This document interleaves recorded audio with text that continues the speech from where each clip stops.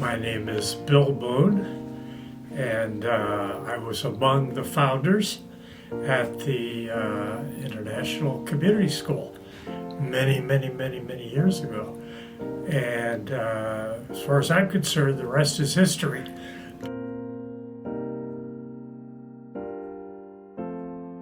Mary and I were in a discussion group with maybe 20 people or so. We discovered that everybody in that group was a teacher or head of a school or a counselor or had some other school function.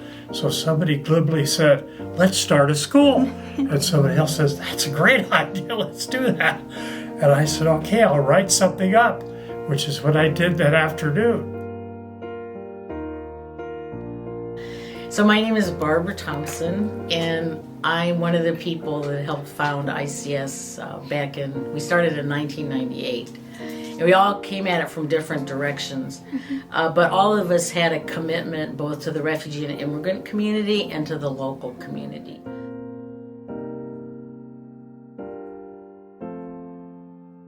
I was at Columbia Seminary, and there was a Walter Brueggemann class with 150 people, and there was one seat left, and Bill took that seat, and we ended up talking afterwards. And as he was walking out the other door, I suddenly remembered I forgot to, so I turned around and I said, "Hey, if you ever want to start a school for refugees, let me know."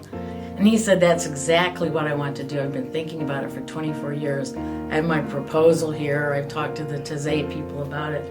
So it was just this amazing meeting of hearts and minds. And then Sister Patty came on board. If you have a school that's just for one sector of society, you kind of build in a possibility of failure. So I just want to emphasize that a lot, that I think the genius of ICS, and I think it continues to this day, was bringing together people across ethnic, cultural, racial, and class lines. Sometimes class is the hardest thing to cross, as we know.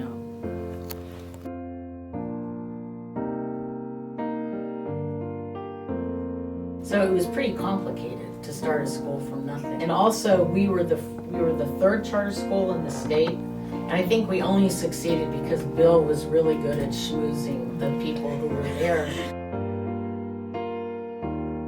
There can be that was the golden era. There was no golden era.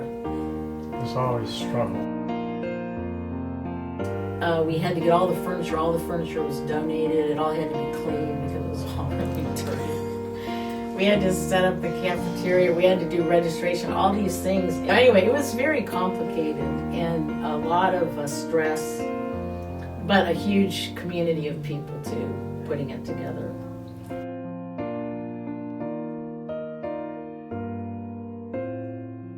Well, I came around 2005. I was assistant position for 15 years. Now I'm a family engagement coordinator. So what we have now, Community Resource Center, we do have it we offer we have a services like workshop. We have individual translator now. Our school have not only Burmese, we have Burmese, Nepal, India, Afghanistan, and Somalia. Mr. Mon, Barbara, they hire me. So remember you invite our family they offer me job at their house. I was surprised and crying, I still remember, and that's why I always say ICS is my second home. I really appreciate these wonderful people around me because these people brought me and taught me, even not only me but also to my family. Well, there's so many examples like you of people who came here maybe with very little at the beginning. Over time they were doing more and more and more, and they all became a part of the community. That's part of what we hope to build among the children and among the families.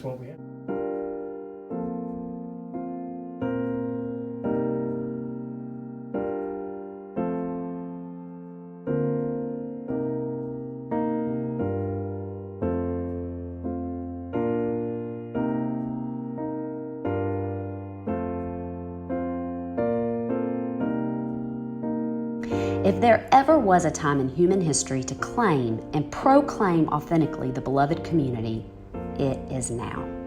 It is time to cry out hope and meaning, even if it flies in the face of our dominant culture, a culture which often snares us into a net of individualism.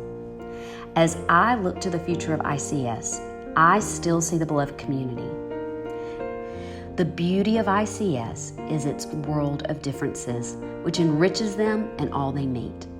May they allow the differences to seep into the fiber of their being as they hear from and learn from one another's stories. Above all, may they wrap their arms around one another where they will widen the tent of their beloved community.